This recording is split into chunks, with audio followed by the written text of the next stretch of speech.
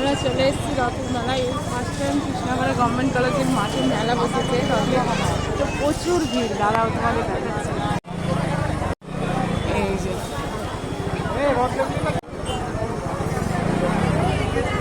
ভালো মেলা বসেছে তো।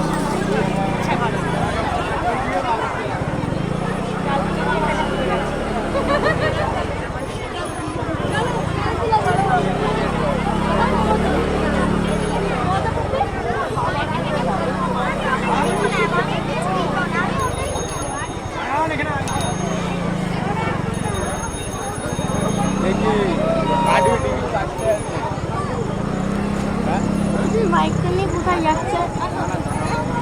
কাটা হয়নি। এই বাবা নাগরদোলা টোলা সব এসেছে তো। এই দেখো নাগরদোলের মেলা।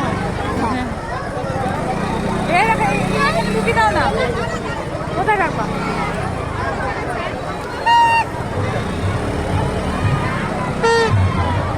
হ্যাঁ কত জায়গায় গাড়ি রাখা।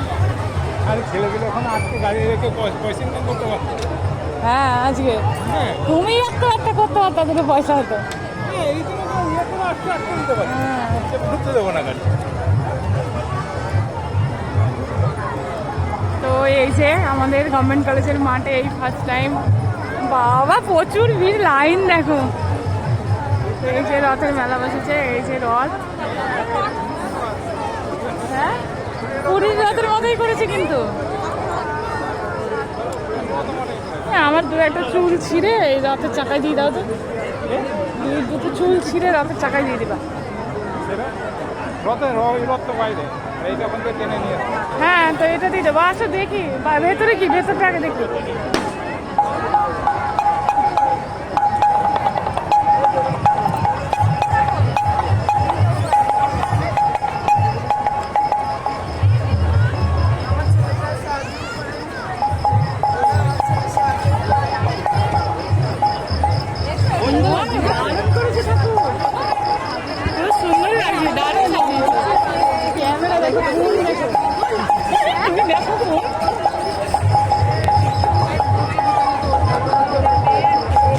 দেখো ঠাকুর তো দেখতে পাচ্ছি, তার সাথে সাথে প্রচুর অসংখ্য মোবাইল মানে ক্যামেরা দেখতে পাচ্ছি।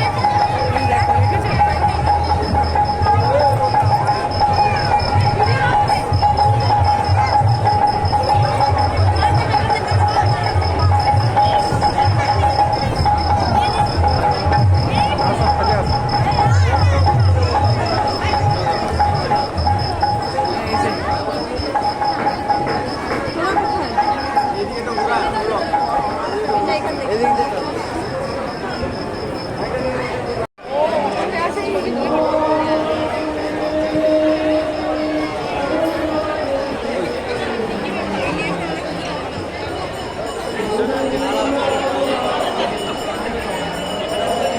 তো এটা হচ্ছে আমাদের কলেজের মাঠে, মানে কৃষ্ণনগর গভর্নমেন্ট কলেজের মাঠে প্রথমবার রথ আনা হয়েছিল নৃসিংহ দেবতলা থেকে, আর মেলাও বসেছিল। তো তোমাদের তো ঠাকুর আমি দেখেই দিলাম, আর আমি এখানে অনেকক্ষণ দাঁড়িয়েছিলাম, তার কারণ সবাই বললে নাকি বলে যে মাথার চুল যাদের ছোট চুল ছিঁড়ে যদি রথের চাকায় দেওয়া যায়, তাহলে ওই রথের চাকা যত দূর গড়িয়ে যায় তত লম্বা হয় নাকি মাথার চুল। জানি না কতটা সত্য, কিন্তু শোনা কথা, তাই আমি কোনোবার দিইনি, এবার আমি শুনেছিলাম, তাই আমি তোমার দাদাকে বলছিলাম যে আমার মাথার চুল ছিঁড়ে রথের চাকায় দিয়ে দাও। শেষমেশ তোমার দাদা ফুল সাজানো ছিল, রথের চাকা খুঁজেই পাচ্ছিল না, তারপরে দেখে ও চুলটা দিয়ে দিল। আর এই যে তোমাদের একটু দেখিয়ে দিলাম।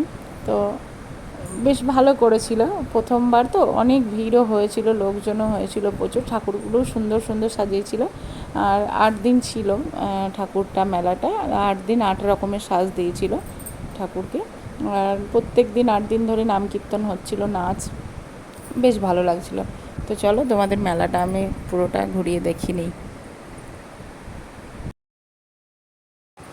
তো এখানে দেখো তোমাদের দাদা রথের দড়ি টানলো, ছেলেও জোর শক্তি ক্ষমতা দিয়ে টানছিল, তবু রথ এগোচ্ছিল না, কারণ রথের চাকায় মানে ইট দেওয়া ছিল যাতে রথ টেনে নিয়ে এক জায়গা থেকে আরেক জায়গা না নিয়ে যেতে পারে।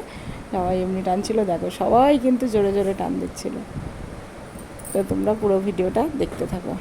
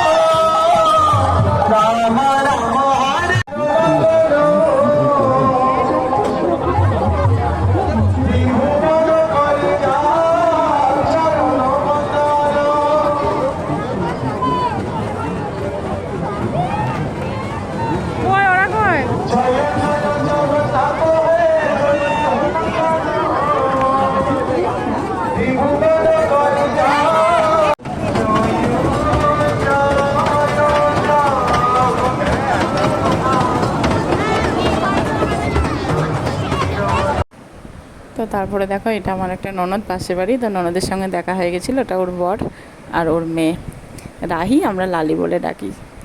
তো আমি খেয়ে নিচ্ছিলাম, ওকে ডিস্টার্ব করছিলাম বলে বিরক্তি হচ্ছিলো। তো তারপর